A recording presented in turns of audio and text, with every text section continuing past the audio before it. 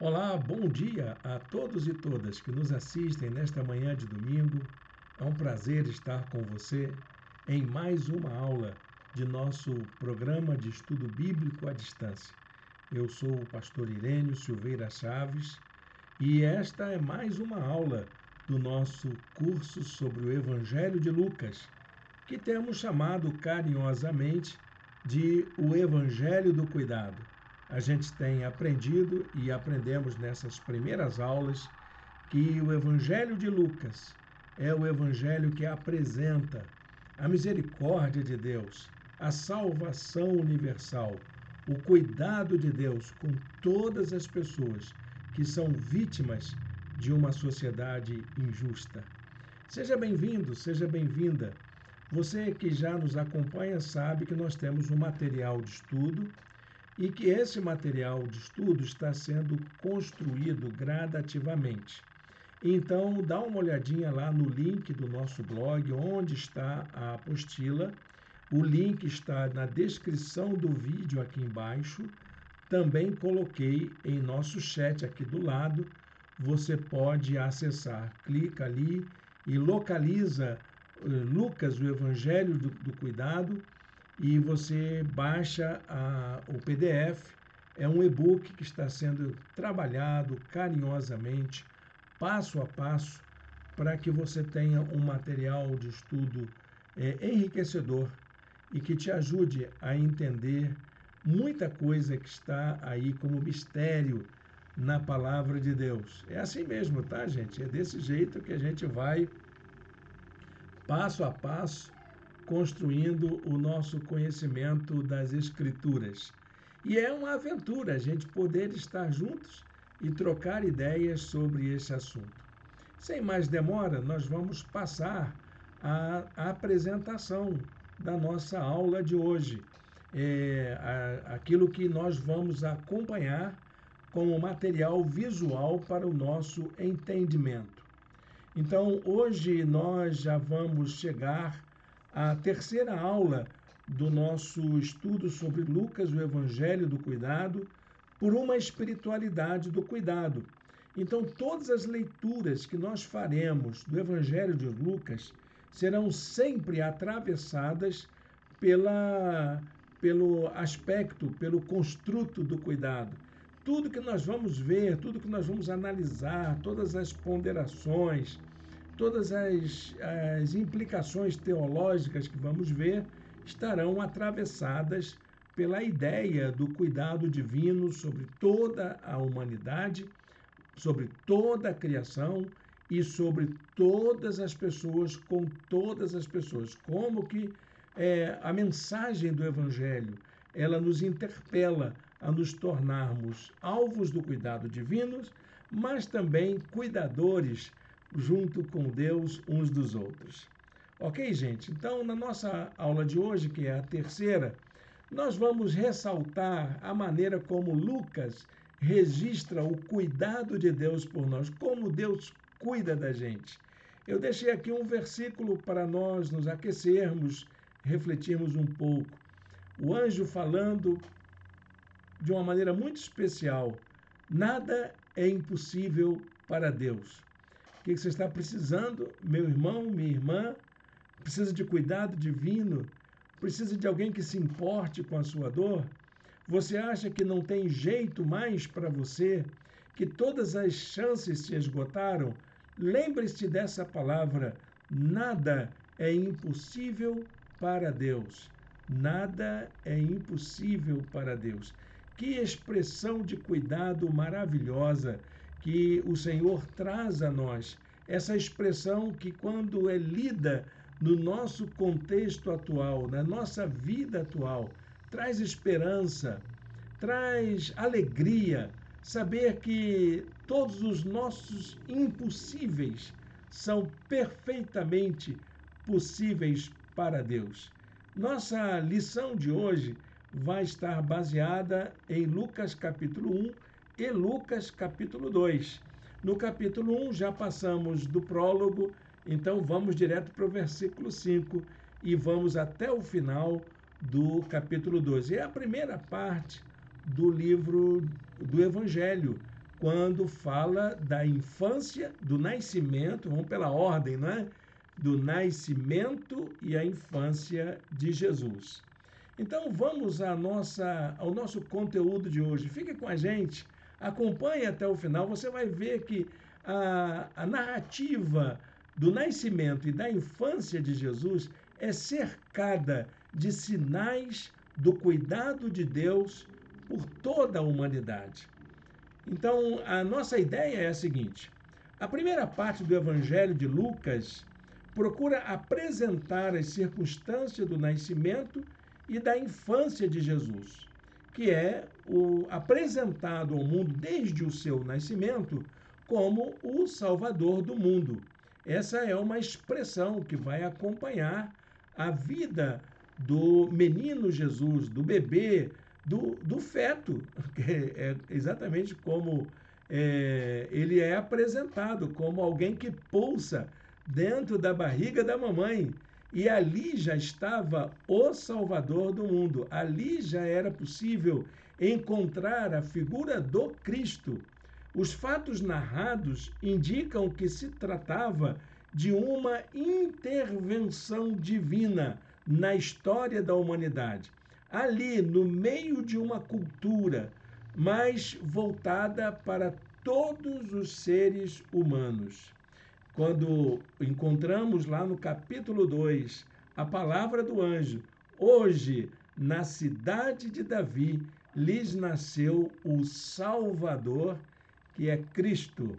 Já estava ali no bebê, na criança, e até mesmo no feto que estava na barriga da mamãe, a figura do Salvador, do Cristo, o enviado de Deus para salvar a humanidade. Tudo começa, essa história começa com a experiência de Zacarias. Zacarias era um sacerdote que ele tinha uma tarefa no templo, né? Havia as jornadas dos sacerdotes e ali era tirado por sorteio qual era o período de cada um. E então, no período em que Zacarias iria prestar a sua ministração do incenso dentro do templo, ele ia fazer então as orações, o povo ficava ali do lado de fora, esperando a manifestação que o sacerdote cumprisse todo o ritual. E então, enquanto ele estava lá ministrando, acontece uma experiência inusitada. Eu diria que é uma experiência mística, uma experiência de encontro com Deus. E ali, então, uma criatura celestial se manifesta, se apresenta a Zacarias como a figura de um anjo. Ela é identificada na narrativa como a figura de um anjo, com um nome, e inclusive ligado à história da revelação de Deus, à história profética de Israel. Então, um anjo do Senhor apareceu a Zacarias à direita do altar do incenso. Quando Zacarias o viu, perturbou-se e foi dominado pelo medo. Era uma experiência inusitada, nova, não havia esse relato desse tipo de experiência, não era comum entre as pessoas. E aí, então, ele recebe essa visitação, que é uma visitação divina, é uma manifestação da presença de Deus, que ele identifica com a figura de um anjo. Lucas faz questão de registrar esses aspectos históricos que envolvem aquela condição que estava acontecendo ali. Aquela experiência não é uma experiência acidental, ela é intencional, pensada para aquele momento, para acontecer naquela circunstância. Tanto que Lucas ele descreve que Israel estava sendo governada por Herodes. Também Lucas descreve que Zacarias e Isabel, que era sua esposa, tinha uma descendência sacerdotal. Não era um sacerdote qualquer, era alguém de uma linhagem nobre, que remetia aos tempos de Arão. Arão, você sabe quem foi, não é? Eu não era daquela época, mas eu sei que Arão era sacerdote de Moisés. Era da linhagem, então, de Moisés, que era, então, essa. Arão era, inclusive, irmão de Moisés, então era de uma linhagem nobre. E a gente precisa dar importância a esse registro que Lucas faz. Não foi um sacerdote qualquer, foi um sacerdote ligado a uma linhagem nobre. Havia também uma rotina de serviços no templo. O templo continuava funcionando, apesar de Jerusalém estar debaixo do domínio romano, apesar do governo da Judéia, da Palestina, que era subordinada a Herodes, estar ali sucumbida ao domínio estrangeiro, havia uma rotina no templo, que era o sinal da Pax Romana, não é? Era o Império Romano que exercia o domínio sobre aquela região.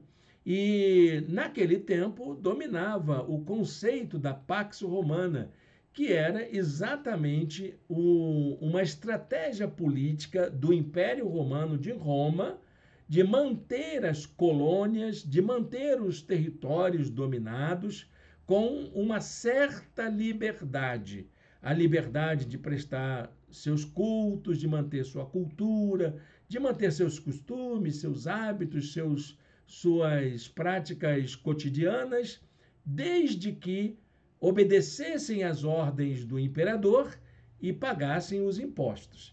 Feito isso, está tudo certo, podem viver a vida que quiserem. É só não desobedecerem, não se insubordinarem contra o império e não deixarem de pagar imposto, que vocês vão ficar tranquilos, vão viver bem, vão cuidar das suas famílias, vai dar tudo certo.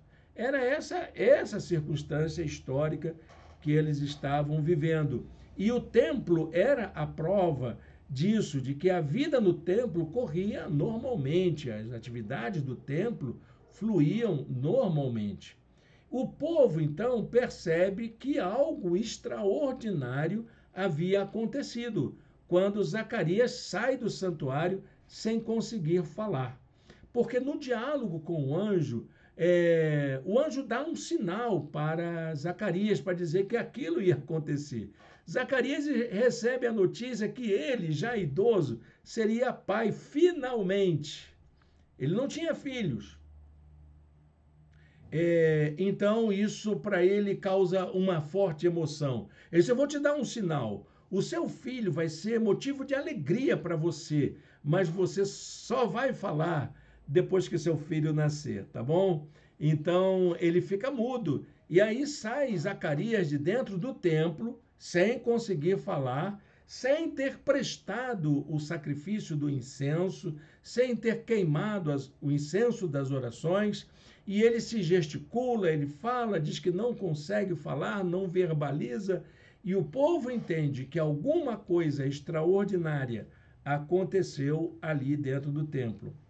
Há ainda uma preocupação em nomear essa figura que teve um encontro com Zacarias, que parece que é uma forma que é trazida da tradição da cultura profética, que já convivia com a teologia babilônica, com a mitologia babilônica, que é a figura do anjo. A figura do anjo, ela não é uma coisa muito presente na narrativa do Antigo Testamento. A cultura hebraica não tinha tanto essa cultura. Tudo que se fala de anjo dentro da cultura hebraica é influência dos pensamentos dos povos vizinhos, os sumérios, mais primitivamente, dos babilônicos, dos fenícios. Então, esses povos é que influenciavam a concepção de figuras celestiais como a dos anjos. Lucas, então, faz questão de fazer esse registro. O anjo tem nome. O anjo respondeu: sou Gabriel, o que está sempre na presença de Deus. Fui enviado para lhe transmitir estas boas notícias. Vim para falar de coisa boa com você, Zacarias. Suas orações foram ouvidas, suas orações foram atendidas, meu caro. E eu estou aqui para dizer que eu vim por causa das suas orações. Eu estava observando você e no projeto divino para toda a humanidade, suas orações se encaixaram perfeitamente. Então, o nome Gabriel aparece na profecia de Daniel, já é um nome conhecido. E Gabriel é o anjo que trazia as informações sobre o tempo messiânico. Então, parece que essa citação é de Gabriel, o fato de referenciar o nome dessa figura celestial tem a ver com a confirmação das promessas messiânicas. Cristo, o bebê que iria nascer, era resultado da promessa divina. Lá no livro de Daniel você vai encontrar, são apenas duas passagens, tem essa e outra no capítulo 11. Enquanto eu, Daniel, observava a visão e tentava entendê-la, diante de mim apareceu um ser que parecia homem. E ouvi a voz de um homem que vinha do Ulai. Gabriel, dê a esse homem o significado da visão.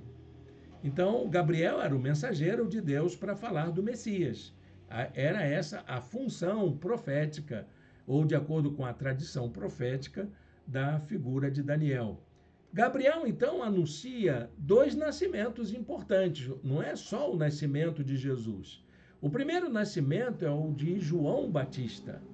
João Batista, ele era o antecessor de Cristo, queria preparar o caminho de acordo com a profecia messiânica. E o segundo nascimento é o do próprio Jesus, filho de Maria. Esses anúncios, eles, ao serem apresentados, acabam colocando em destaque a vida de duas famílias muito próximas, ligadas por laço de parentesco. Dois casais que têm a sua vida afetada por causa do cumprimento do propósito divino para toda a humanidade. Imagine que situação complicada, não só para José e Maria, mas também para João Batista e Isabel, que vinham a ter um certo laço de parentesco. Zacarias e sua mulher não tinham filhos, e isso era um sofrimento para eles.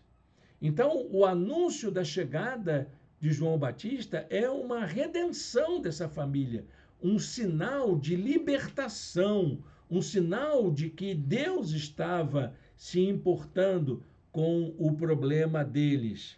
Isabel, ela também tinha um dado assim, muito interessante, porque se Maria seria a mãe do Messias, então a figura de Isabel ganha destaque, porque ela era prima, talvez fala a tradução que usamos, fala apenas de parentesco, mas a tradição diz que eram primas. Havia uma proximidade de familiaridade, família, entre Isabel e Maria. E isso era muito importante, porque Maria, ela precisava ser acolhida por alguém, ela precisava ser compreendida, e parece que Maria tinha um laço de amizade, um laço de confiança muito profundo com sua prima Isabel. Vamos chamar assim de prima, que acho que fica mais compreensível para nós. A relação era uma relação de intimidade, de familiaridade, de uma entrar no universo da outra. Tanto é que assim que Maria sabe o que está acontecendo com ela, a primeira pessoa que ela encontra, que ela pensa em procurar apoio, é a figura de Isabel, sua prima, que também estava grávida naquele momento. Maria era uma jovem que estava comprometida em casamento com José. Essa figura de José, ela precisava ser analisada com mais profundidade, um homem de caráter extraordinário, quando sabe que a sua noiva está grávida e o pai não é ele. Que situação complicadíssima para José. E José, então, claro que ele teve a visita do anjo, mas essa história a gente conhece melhor através do Evangelho de Mateus. Então, é lá em Mateus que nós vamos conhecer a história de José. Aqui nós sabemos que Maria estava vivendo o momento da sua juventude, preparando-se para casar, quando ela recebe a visita do anjo Gabriel para lhe dizer que ela era a escolhida de Deus para poder dar à luz a um menino que seria o Messias prometido, o Salvador do mundo. Olha que situação. Acho que essa história precisa de muita paciência para a gente entender. Há muitas pessoas que não compreendem isso. Como que Deus pode usar uma situação constrangedora, colocar em constrangimento duas famílias para poder fazer com que o seu propósito eterno se cumpra? Como isso aconteceu? Por isso que a palavra do anjo era muito importante. Para Deus nada é impossível, meu irmão, minha irmã. Deus usa situações adversas para poder fazer com que o seu propósito se cumpra sobre a vida. Há muita gente que tem uma concepção equivocada sobre a vontade de Deus e acha que tudo tem que estar certinho, tudo tem que ser feito do modo certo para chegar às soluções certas.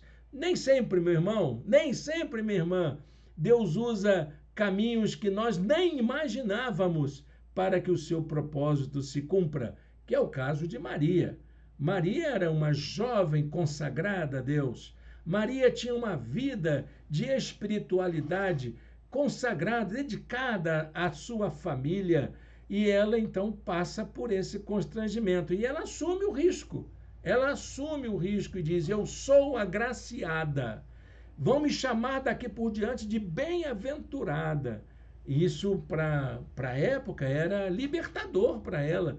Era uma atitude até mesmo revolucionária. Ela assumir uma condição moral que podia ser questionada e saber que Deus estava ao seu lado, lhe dando total segurança, total apoio para que ela vivesse a sua gravidez com segurança. Você não acha isso importante? Vamos seguindo adiante e depois você coloca aí nos comentários o que você acha sobre isso. Essa história, meus queridos, minhas queridas, é cercada de uma certa peculiaridade, que é o aspecto de Deus manter a sua palavra viva, firme no mundo em que nós vivemos. Maria, então, tem essa gravidez fora do casamento, que é um negócio que precisava aí ser melhor analisado pela teologia, não só pela teologia, mas também pela história. Não há uma explicação natural para isso. Embora as famílias enfrentassem tais problemas, ou problemas tão graves, a mensagem do anjo, então, foi exatamente para trazer consolo. Somente de uma forma extraordinária é que essas famílias iriam entender que elas estavam sendo usadas por Deus, que Deus estava ali presente naquele negócio. Porque, naturalmente, de forma normal, social, isso não era compreensível. Foi preciso, então, uma manifestação extraordinária de Deus, trazendo uma mensagem de confiança para que aquela informação fosse crível, fosse compreendida, fosse aceita, não como uma coisa normal, mas como um projeto divino, como Deus presente, cuidando das pessoas que estavam ali. Então, há umas palavras que ficam muito marcadas sobre a ideia de não ter medo, não tenha medo. Então, Gabriel lembra o cuidado com os anseios do coração.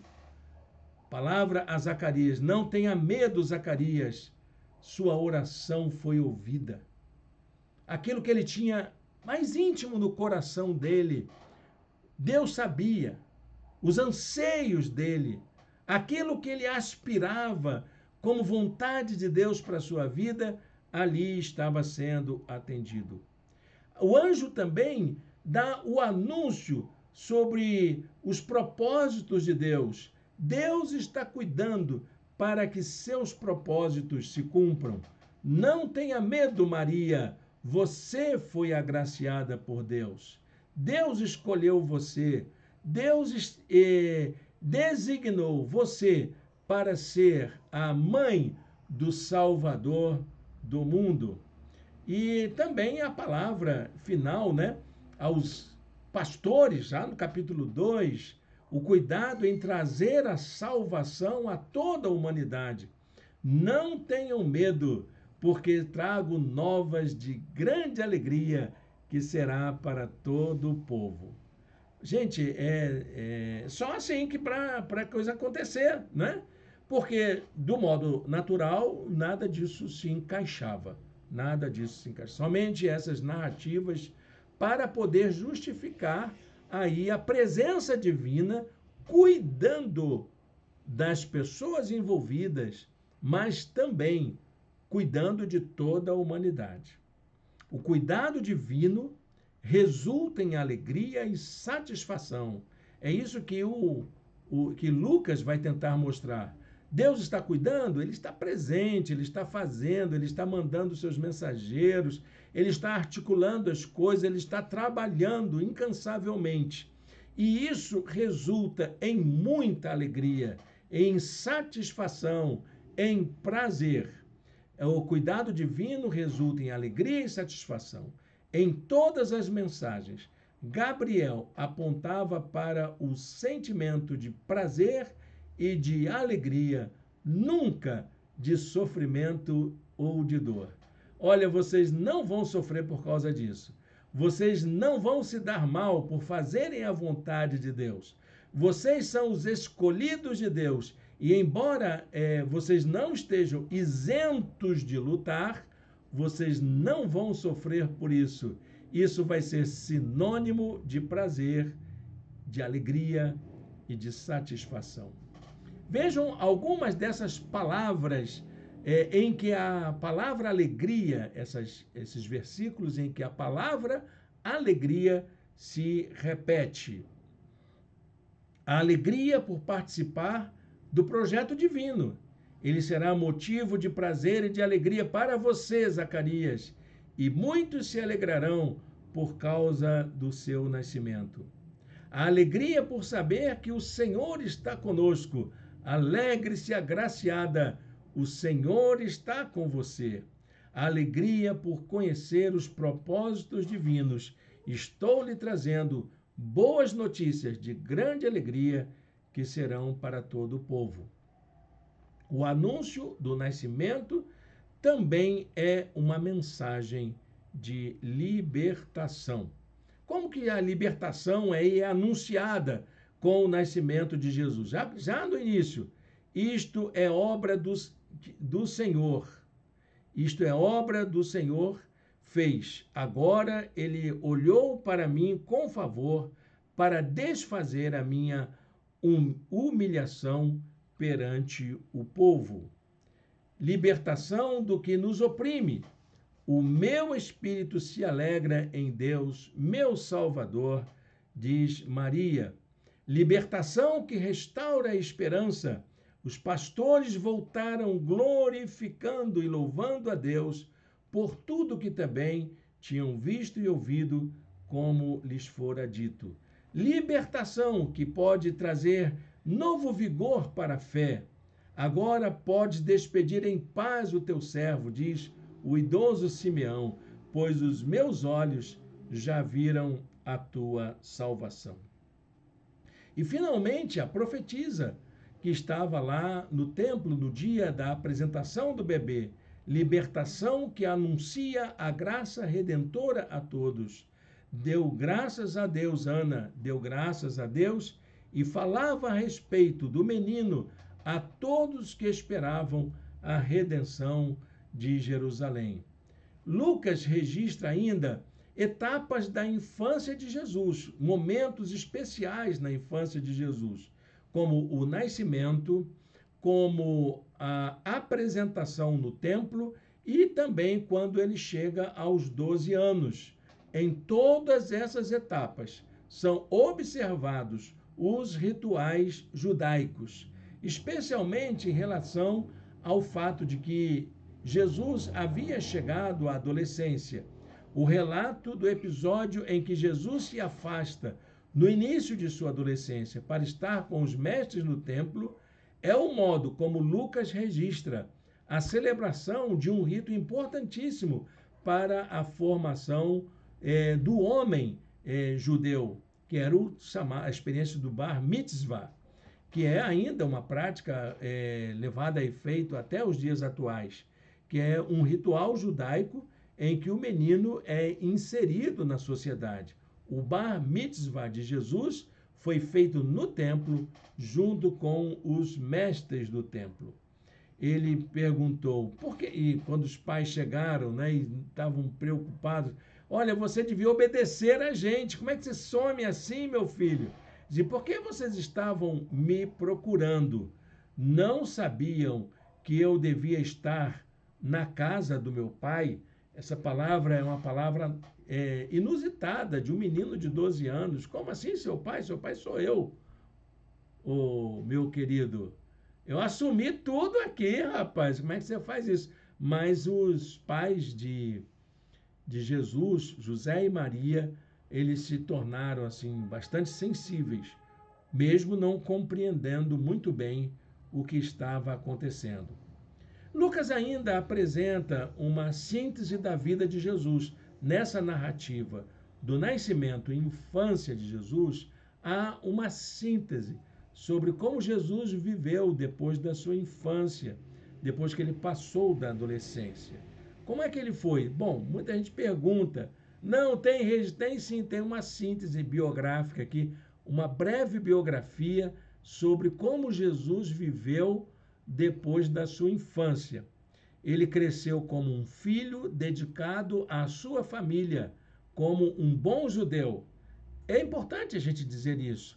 Como um bom judeu, na cidade de Nazaré, que era subúrbio da Judéia, e como uma pessoa integrada à cultura do seu tempo. Entendeu, meu querido? Minha querida? Essas histórias, aí como é que foi? Não narra de 12 aos 30, não tem? Sim, é isso aqui que aconteceu. O que ele fez de extraordinário? De extraordinário? Ele foi um cidadão comum, uma pessoa comum, um judeu comum, vivendo ali a sua realidade cultural na sua cidadezinha Nazaré, trabalhando junto com o seu pai, que era carpinteiro. Foi isso que ele fez a vida, nada extraordinário. Aí ele estudou, ele frequentou sinagoga, ele aprendeu o hebraico, ele aprendeu a ler os textos sagrados, ele estudou as escrituras, ele fez tudo aquilo que um cidadão normal faz. Não precisa ser um adivinho para isso. Mas não está escrito. Está sim, está aqui escrito nesse breve relato. Leia comigo, por favor. Então foi com eles para Nazaré, e era-lhes obediente. Nada mais judeu do que isso. Sua mãe, porém, guardava todas essas coisas em seu coração. Jesus ia crescendo em sabedoria.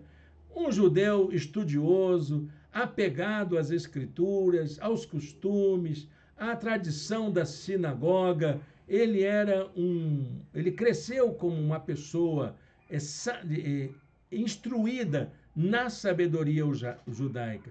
Estatura. Eu estava pensando nisso, há uma corporeidade de Jesus. Ele cuidava da sua aparência física. Ele era uma pessoa que desenvolveu toda uma estatura de cidadão judeu e graça diante de Deus e dos homens. Ou seja, ele teve uma vida de um judeu normal. Era isso. Quem olhava para Jesus, olhava um judeu.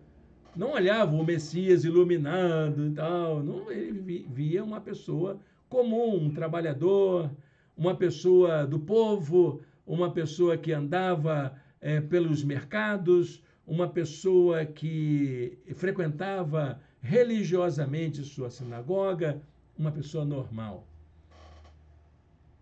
E as festas, ele ia às festas, ele praticava tudo aquilo que era da sua cultura, um homem integrado à sua cultura.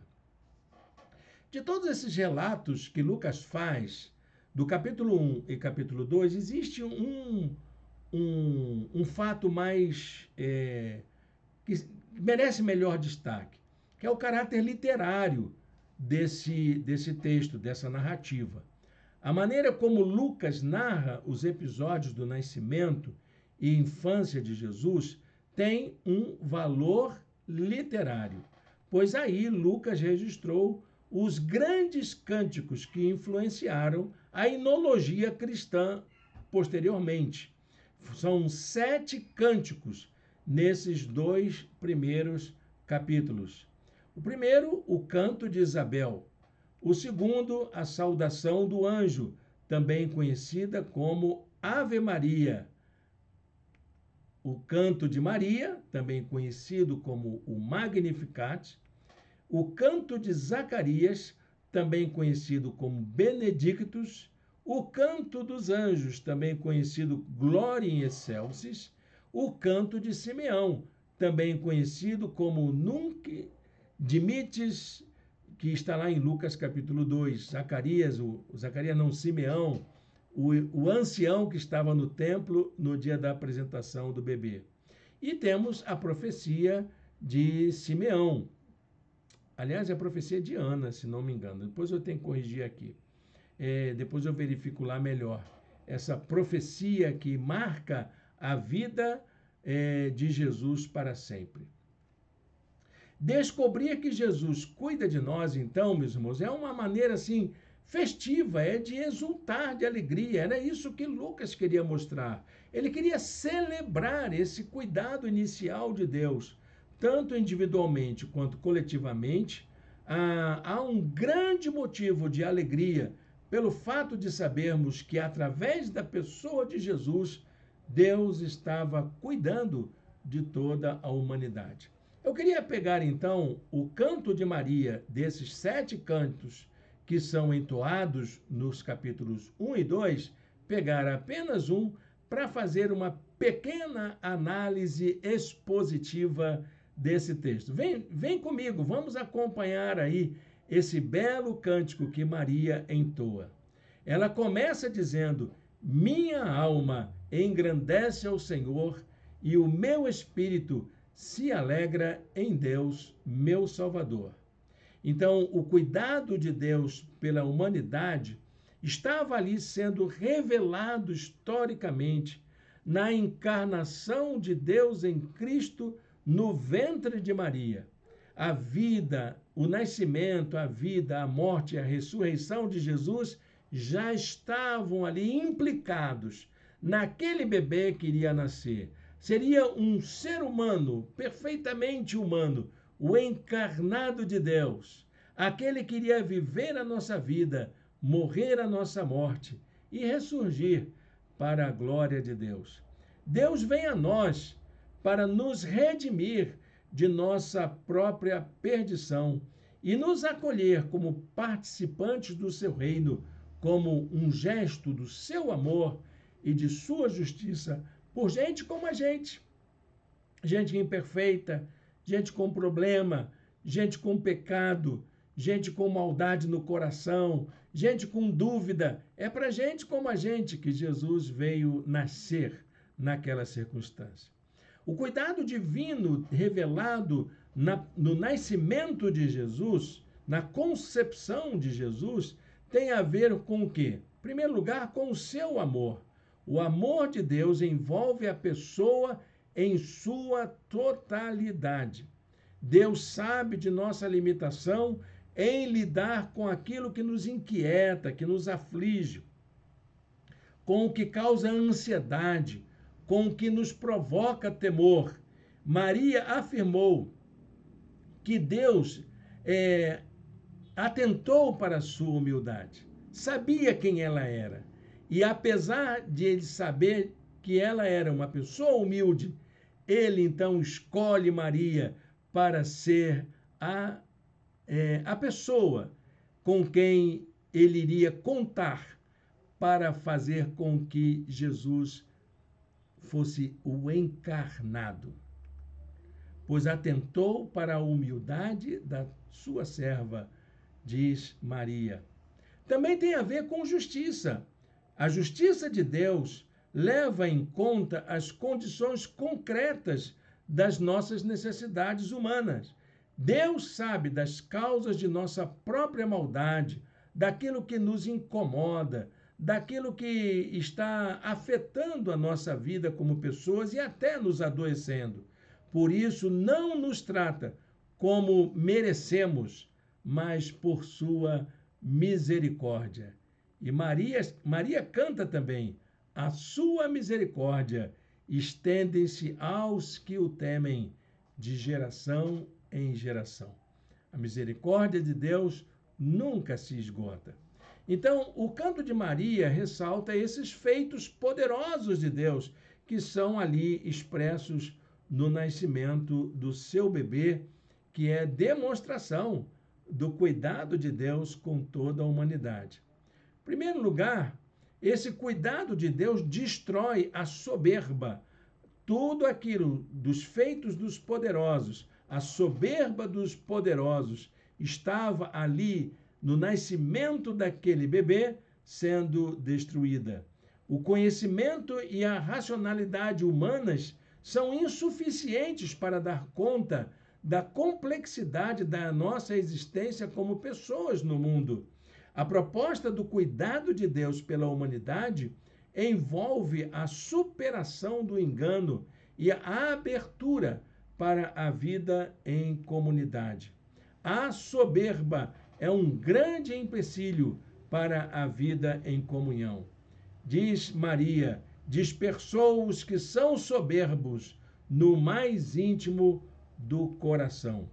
Também ali naquela expressão do nascimento de Jesus, a aniquilação de todos os poderosos, todos aqueles que agem na instrumentalização do poder para humilhar as pessoas.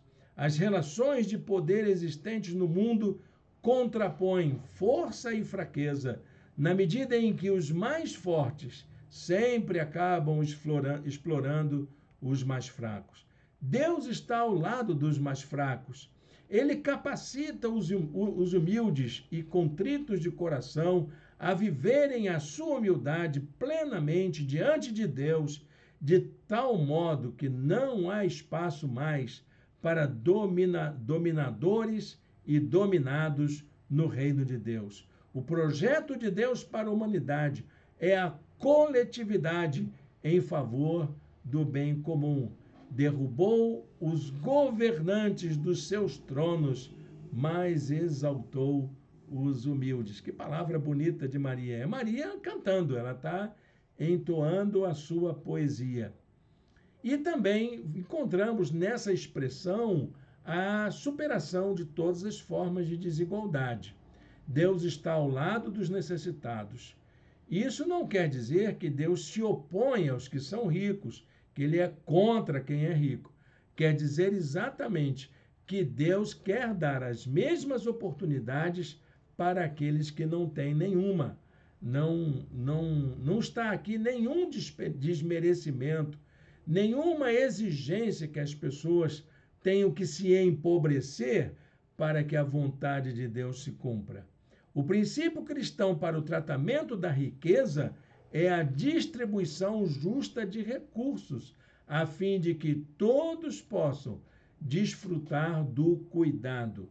Pelo critério do Evangelho, pobres e famintos têm direito ao que há de melhor, enquanto os que têm muito precisam abrir mão um pouquinho da sua acumulação. E isso não é comunismo, isso é evangelho. Uma sociedade em que poucos têm tanto e muitos sentem falta do mínimo para viver é uma ofensa para Deus. Você não entendeu isso? Volta lá no Evangelho, estuda de novo, porque é isso que Deus quer colocar no coração dos homens. Encheu de coisas boas os famintos, mas despediu de mãos vazias os ricos. Olha que palavra, não é? Talvez a gente precise ter muita coragem para dizer essas coisas nos dias atuais. Coisas que Maria não tinha nenhum problema em entoar diante de Deus. Coisas como Lucas não tinha problema de redigir para uma pessoa no seu livro, narrando a história de Jesus. Nós precisamos ter essa compreensão. Nós precisamos voltar os nossos olhos para o Evangelho e saber que Deus cuida de nós ainda com o mesmo carinho, com o mesmo interesse, com o mesmo amor, com a mesma justiça, com a mesma misericórdia. Bom, vamos aplicar essa lição na nossa vida? Vamos ver como é que a gente encaixa essa história do nascimento e da infância de Jesus, cercada por tantas promessas, de tantas realizações, de tanta superação do medo, libertação, promoção da alegria, da satisfação, da paz nos corações. O que isso tem a ver com a gente? O que alegrou o coração de Maria não foi o fato dela ser usada por Deus em um plano tão grandioso, mas o cumprimento da promessa divina de visitar toda a humanidade para cuidar dela em suas carências. Maria não se sentiu envaidecida, querendo que ela fosse homenageada, adorada, porque ela foi usada por Deus. Mas ela queria que a humanidade toda visse na vida dela a concretização do propósito divino de salvar toda a humanidade. Diz ela no seu cântico: ajudou a seu servo Israel, lembrando-se da sua misericórdia, para com Abraão e seus descendentes para sempre, como dissera aos nossos antepassados. Palavra boa, não é? Acho que a lição desta manhã de hoje traz muita alegria, muita satisfação, traz um senso assim de segurança, de saber que Deus está cuidando da gente. O Deus que interviu na história da humanidade, trazendo Jesus, é o mesmo que intervém na sua vida para poder trazer paz e salvação. Amém, meu irmão? Amém, minha irmã?